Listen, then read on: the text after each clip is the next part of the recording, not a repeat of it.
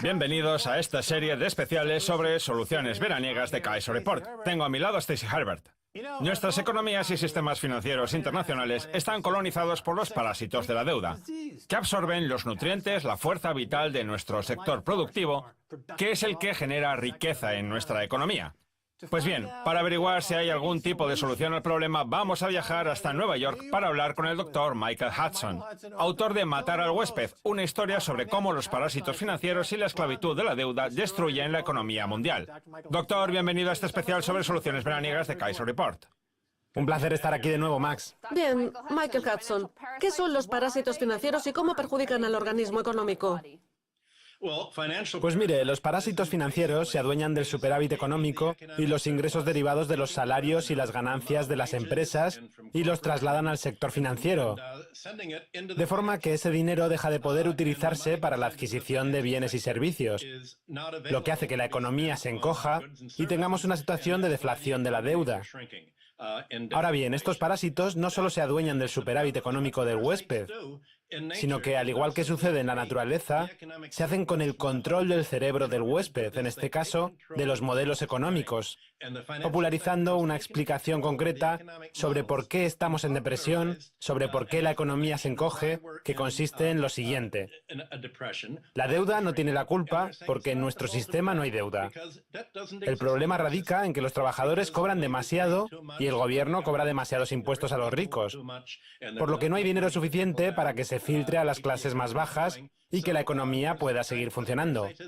El parasitismo no solo se manifiesta en forma de depresión y deflación de la deuda, sino en la creación de un nuevo modelo económico al que yo denomino la economía basura, y que es exactamente lo que los medios convencionales, ustedes no, nos quieren vender. Bien, antes de que Max le haga la siguiente pregunta, vamos a ver qué dice la Wikipedia sobre los parásitos. Los parásitos disminuyen la aptitud biológica a través de una patología general o especializada, desde la castración parasitaria o el deterioro de los caracteres sexuales secundarios hasta la modificación del comportamiento del huésped.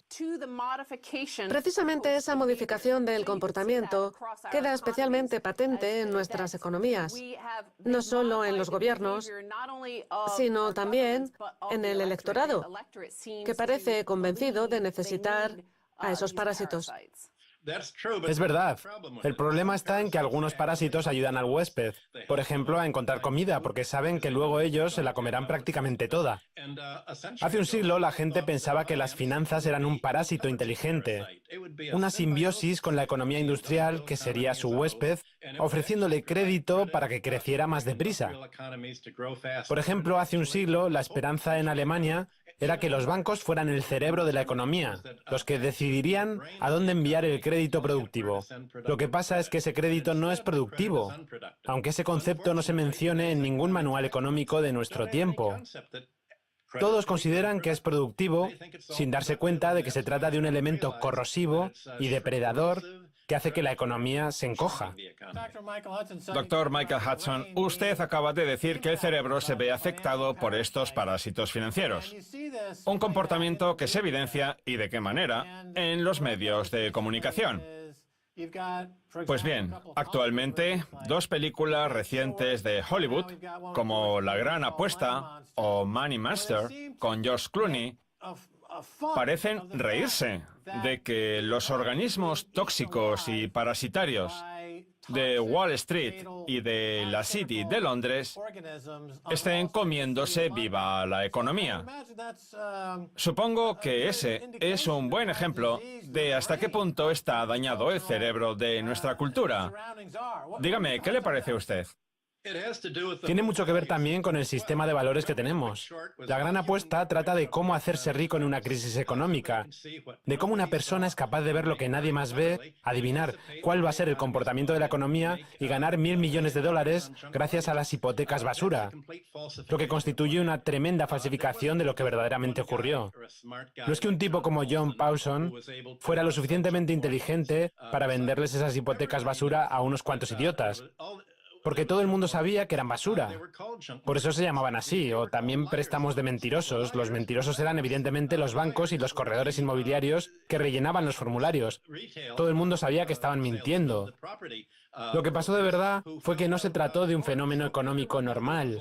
Como apunta Bill Black, el modelo de negocio se basaba en el fraude y la corrupción. Y eso es precisamente lo que la gente no está dispuesta a reconocer. Y encima nadie ha ido a la cárcel por ese fraude. Las empresas de Wall Street han pagado miles de millones de dólares en multas, pero nadie ha acabado en prisión. La prensa no deja de decir que la crisis fue imprevisible, salvo para alguien tan listo como el protagonista de La Gran Apuesta, que se llevó 1.000 millones de dólares.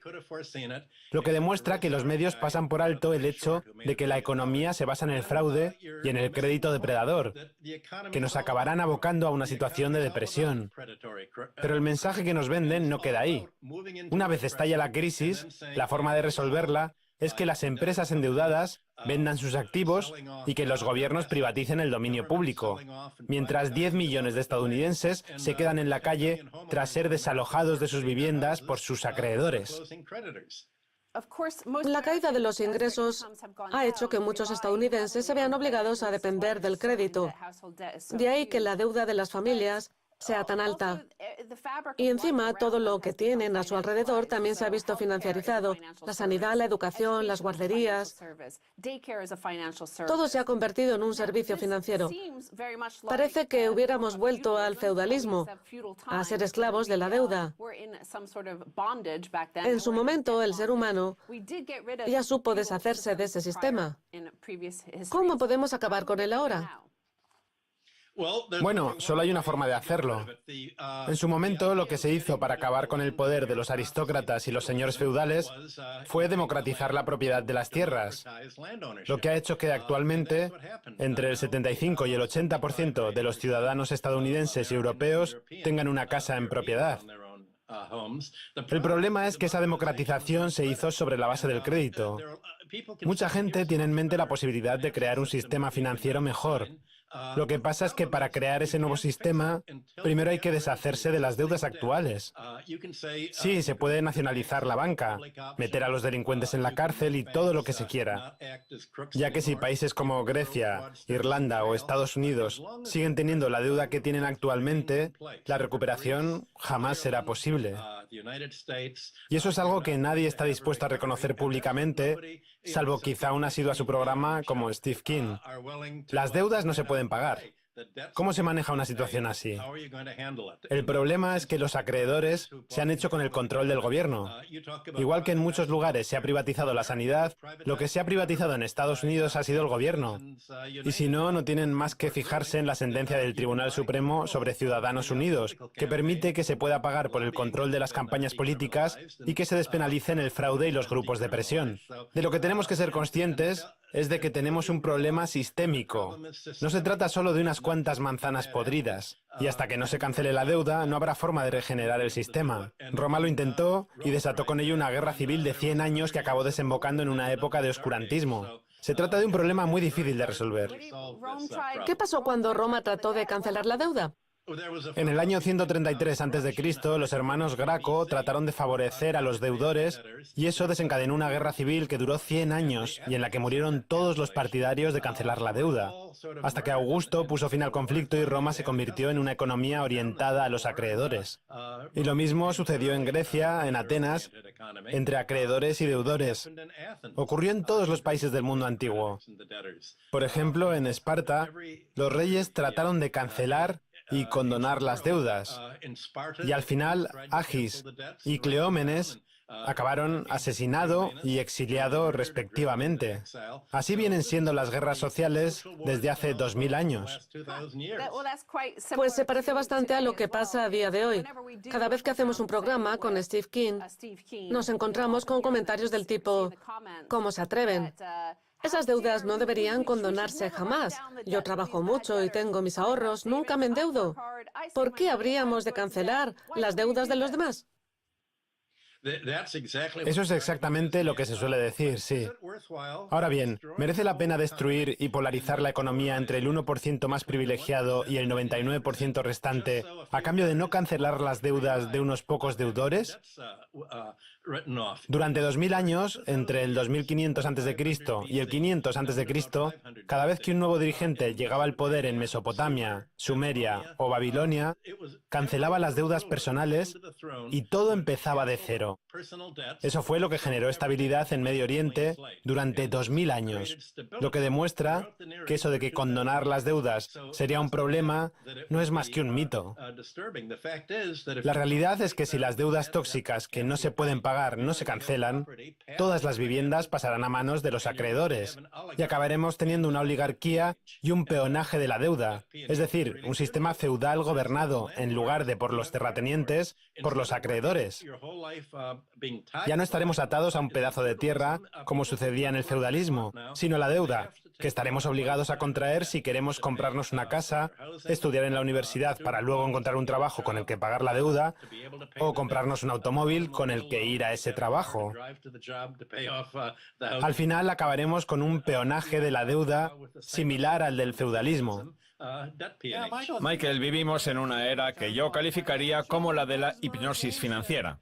Lo que acaba de describir es más que evidente a día de hoy, pero también vivimos en un mundo de derivados crediticios sintéticos que los antiguos no tenían a su disposición.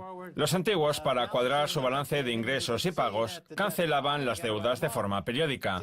Sin embargo, a día de hoy, dada la relación existente entre los bancos comerciales, los bancos centrales y los mercados comerciales, nos vemos obligados a cargar con cientos de billones de deuda a nuestras espaldas. El problema es que mucha gente no es consciente de ello, seguramente por culpa de la financiarización, la titularización y la derivatización, por así decirlo, que caracterizan a la economía actual. A mí me da la sensación de que este neofeudalismo es igual de insostenible que el feudalismo tradicional y acabará desembocando en lo mismo, por mucho que empleen toda su inteligencia en tratar de disfrazarlo. ¿Qué opina usted? Que tienes razón, Max. La última fase del capitalismo financiero está siendo un capitalismo de casino. Los bancos centrales han bajado los intereses hasta el 0% para tratar de mantener el precio de los activos inmobiliarios, acciones y bonos con los que cuentan los bancos en sus balances generales, sin importarles lo más mínimo lo que les pase a los fondos de pensiones o a las compañías de seguros que se están desesperando ante la imposibilidad de conseguir como mínimo ese 1% anual que les permita pagar las pensiones y las pólizas. Por eso esas entidades se han visto obligadas a recurrir al juego, a los fondos de cobertura, sin darse cuenta de que estos lo único que buscan es sacarles el dinero para quedárselo ellos. Los fondos de pensiones están corriendo en una carrera de caballos amañada. Michael, tenemos que hacer una pausa. Si le parece, seguimos en la segunda parte, en la que ofreceremos muchas soluciones más.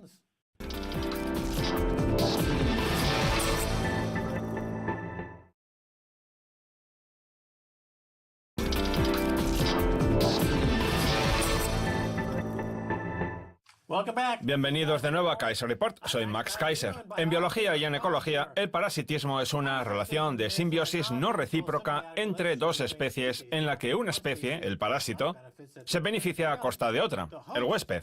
Pues bien, hoy tenemos con nosotros al Dr. Michael Hudson, autor de Matar al huésped, con quien estamos discutiendo si el huésped tiene que mantener o no un comportamiento dócil y servil, y si podemos deshacernos o no de esos invitados no deseados. Tengo a mi lado a Stacey Halbert. Stacey, vamos a seguir hablando con el Dr. Michael Hudson sobre Matar al huésped, todo un clásico de la literatura económica. Y sobre la solución a este parásito, doctor, antes decía usted que a veces el parásito no perjudica al huésped.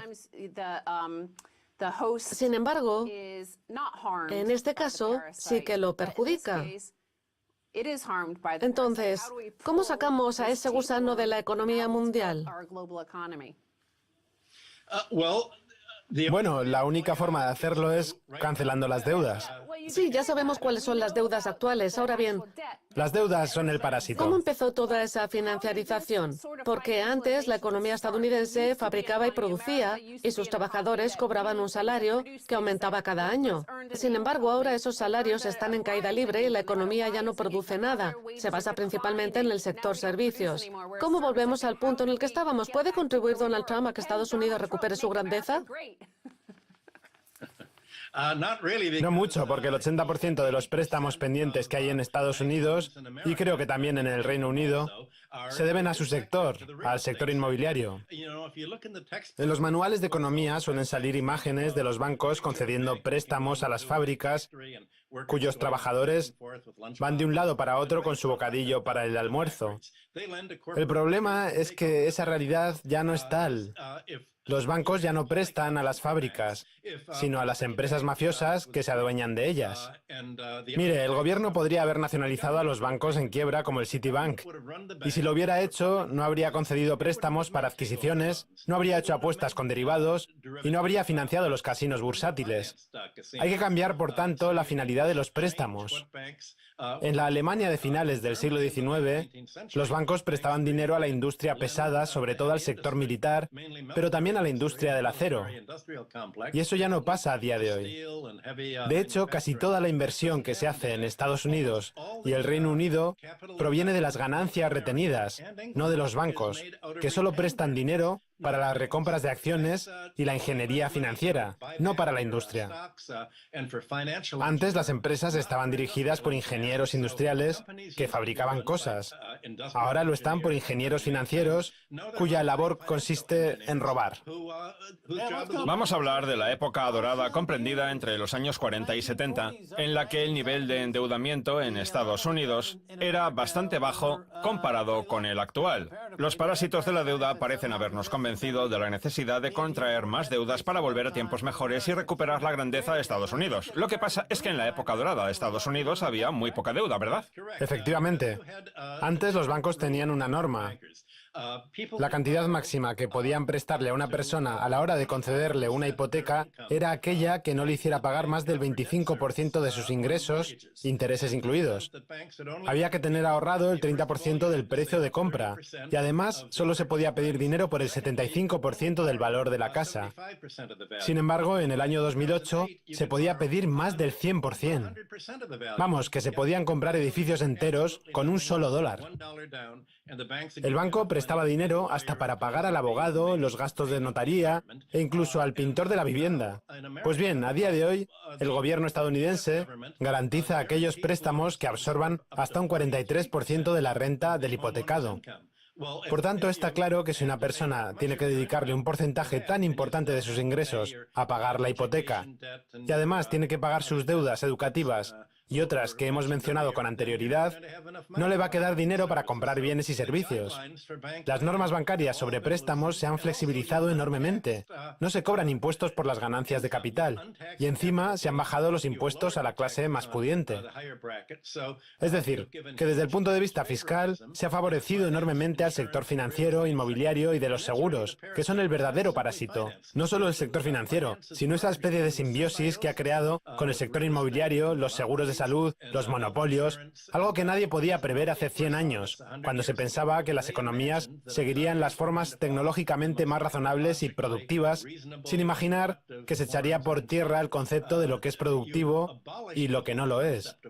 La ausencia de ese criterio es lo que nos ha hecho llegar a la situación actual, caracterizada por el exceso de endeudamiento, las rebajas fiscales al sector financiero e inmobiliario, y la subida de impuestos a los trabajadores, que es lo que ha hecho que la mano de obra de Estados Unidos, el Reino Unido y Europa ya no pueda competir con la de otros países en los que no existe esa burbuja inmobiliaria.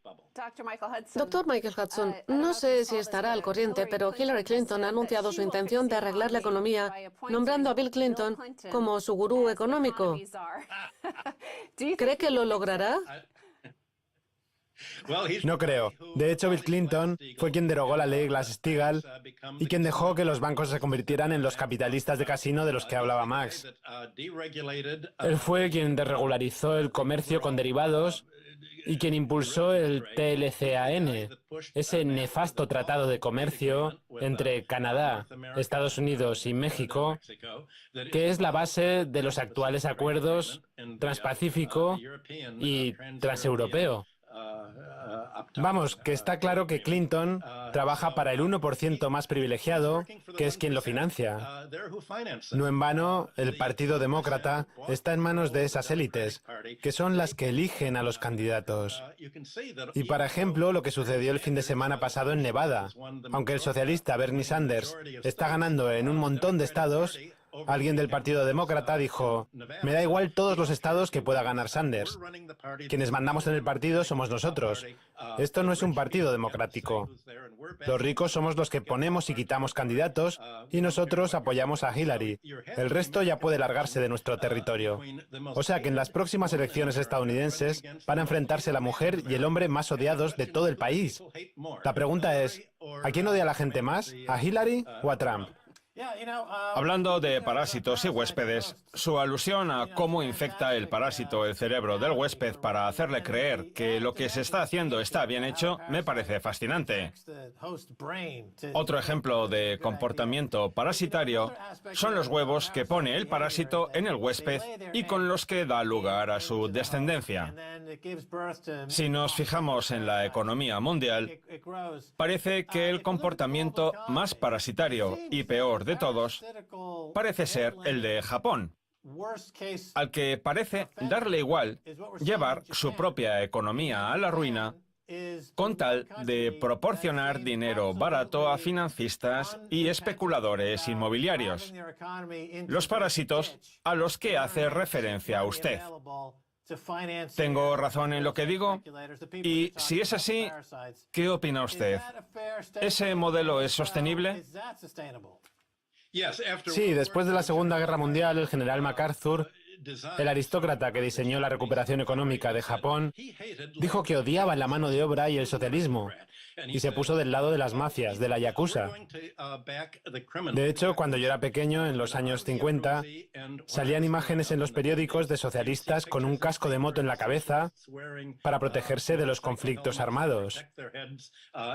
El caso es que Estados Unidos apoyó a la yakuza, igual que hizo Hillary con los dictadores asesinos de Nicaragua. No, espere, de Nicaragua no. De Honduras. Fundamentalmente, Estados Unidos ha apoyado la criminalización de muchos países contra su propia mano de obra. Por tanto, los seres que han nacido de los huevos de los parásitos no son otros que Hillary, Bill, los dirigentes japoneses y las oligarquías clientes. Seguro que recuerdan los acuerdos del Plaza de 1985, en los que Japón actuó como el distrito número 13 de la Reserva Federal. Estados Unidos solicitó al país nipón que se suicidara para que los republicanos pudieran salir reelegidos. Y Japón accedió voluntariamente a suicidarse con esos acuerdos y con los que vinieron después, generando la mayor burbuja de la historia y sin cancelar las deudas. Por eso el país lleva desde 1990 intentando saldar sus deudas. Tiene toda la razón en lo que dice Max. Si queremos adivinar el futuro de Estados Unidos, el Reino Unido y Europa, no tenemos más que fijarnos en lo que le ha sucedido a Japón desde 1990. Eso es lo que pasa cuando las deudas no se cancelan. Nos quedan un par de minutos, Michael, y hablando de suicidio y de matar al huésped, quería decir que la cantidad de deuda que una economía puede contraer tiene un límite, algo que se ha visto con mucha claridad recientemente en Estados Unidos con la caída del precio de la gasolina. Los economistas se quedaron de piedra al comprobar que esa bajada del precio no venía acompañada de un aumento del consumo por parte de los ciudadanos. Pues bien, ahora un estudio revela que el 40% de ese dinero ahorrado fue a parar a cubrir los costos sanitarios. El algoritmo está tan bien diseñado que sabe perfectamente los centavos que se ahorra cada ciudadano al mes y aprovecha para cobrárselos en concepto de otra comisión. ¿Dónde acaba esta estafa Ponzi de la deuda? Aún le queda cuerda para rato a este juego. Se trata de la política monetaria llamada dinero de helicóptero, que consiste en distribuir más dinero a toda la población sin tener en cuenta que si se les ingresaran $500 o 500 libras en sus cuentas bancarias, las utilizarían para pagar sus deudas, es decir, para pagar a los bancos y al sector financiero. Así que cualquier tipo de dinero de helicóptero que se cree hoy en día se va a usar esencialmente para pagar a los bancos y las deudas, y no para adquirir bienes y servicios. El punto final será lo que está pasando en Grecia, en Letonia o en Ucrania, con ese aumento de la emigración que hace que la población disminuya. Nos queda poco más de un minuto y me gustaría aprovecharlo para conocer su opinión sobre un tema, aunque no sé si habrá investigado mucho al respecto. Me refiero a la entrada de los robots en el sector de la comida rápida. Por ejemplo, los establecimientos de Kentucky Fried Chicken y de Wendy's están plenamente robotizados. A los vehículos autónomos que privan de trabajo a transportistas y taxistas. Da la sensación de que esa tendencia no es demasiado saludable para la economía. ¿Qué le parece? Bueno, depende de si el número de personas contratadas para fabricar los robots supera el número de trabajadores a los que los robots dejan sin empleo. Este tema ya lo discutían Ricardo y Marx hace 150 años. Ricardo decía que la mecanización destruiría numerosos puestos de trabajo, mientras que Marx subrayaba el hecho de que para construir esas máquinas también hacían falta trabajadores. Y encima la gente podría llevar una vida más ociosa como consecuencia de ese incremento de la productividad. El problema es que si seguimos así, esos robots, a pesar de aumentar la productividad, van a empobrecer aún más a la economía. Utilizando la metáfora de los parásitos una vez más, supongo que los intereses negativos serían como si el huésped se pusiera a sangrar por todos los poros, ¿no es así?